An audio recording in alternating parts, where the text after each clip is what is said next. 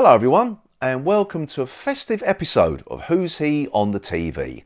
And as it's getting closer and closer to Christmas, it's the time of year where I like to sit down and watch a few ghost stories.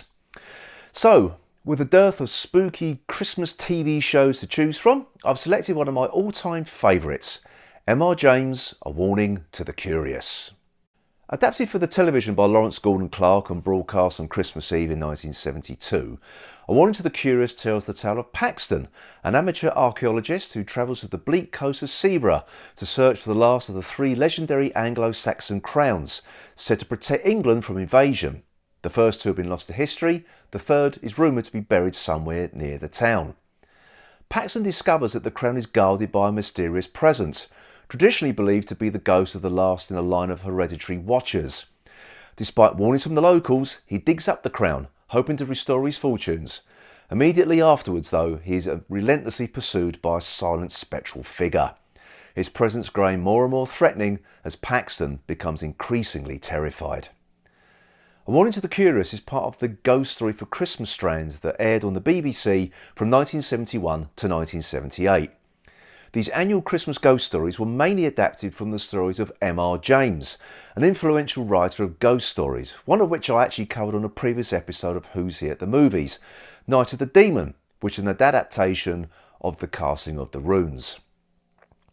M.R. James' stories usually feature a scholar as the protagonist, a person who is rigid in their beliefs and scoffs at the supernatural until realising far too late that the supernatural is very much real indeed. But this story is somewhat different. The character of Paxton, played by the late great Peter Vaughan, is not an academic. With this adaptation changing the period from post-First World War I to 1929, Paxton is a victim of the Great Depression. While his motivations for a little bit of fame and glory and to prove that you don't need letters after your name to be recognised in archaeological circles, being out of work, he has nothing to lose. But when supernatural incidents occur, Paxton doesn't scoff at what is happening or attempt to rationalise events. He knows that something is chasing him, and it's his fear that carries the story. Also changed to the book is the introduction of the Dr. Black character, played by Clive Swift, who Doctor Who fans recognise from Revelation of the Daleks and Voyage of the Damned. His character was actually introduced in the first Ghost Story for Christmas, The Stalls of Barchester, in 1971. This character was created by Gordon Clark as a way to tell that particular story, so using him again as someone to bridge these two tales was for me an inspired one. But obviously, with this being a ghost story, Paxton does indeed find the missing crown and incurs the wrath of the crown's ghostly protector.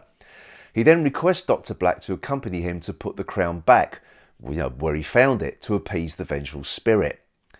Now, I'm not going to spoil the story for you because I really do want you to go and watch this after you finish watching or listening to me. But to whet your appetite, I will say this. This story is a very slow burn, but what it may lack in what most people would describe as scares, it more than makes up for with creating a sense of dread throughout. Lawrence Gordon Clark basically wanted to make this with as little dialogue as possible and make use of the windswept and empty beach locations of the east coast of England. Another aspect that accentuates the dread is the use of music throughout the programme.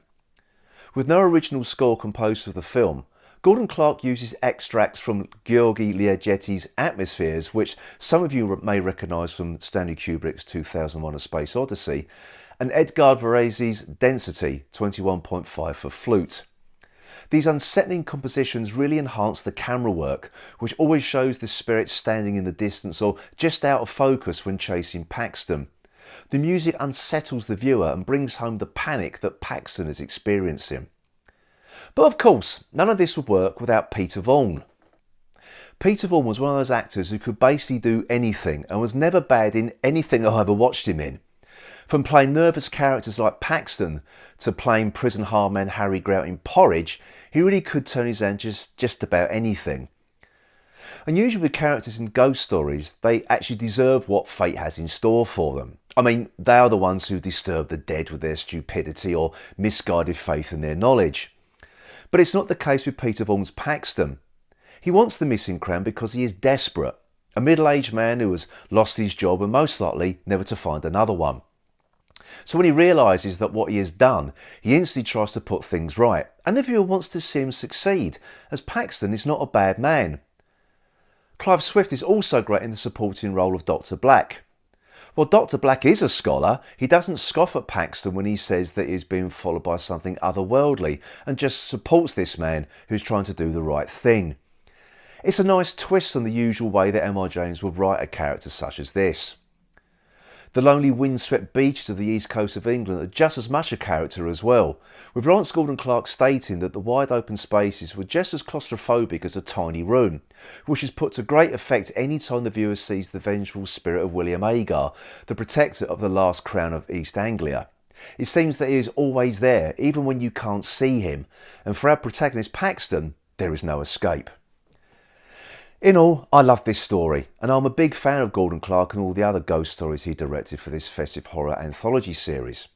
Despite ending in 1978, A Ghost Story for Christmas has been resurrected in recent times by Mark Gatiss, who is determined to keep the Ghost Story for Christmas flag flying at the BBC. While very good, for me they're not a patch on the stories from the 1970s, which were full of atmosphere and unease. So, my advice to you is to try and track this down before Christmas. It's available on DVD and Blu-ray, and if you are signed up to the Plex app, you can watch it there for free. So, I will be back on Christmas Eve with a festive episode of Who's He at the Movies. So, until next time, I'll leave you with a warning. No digging here.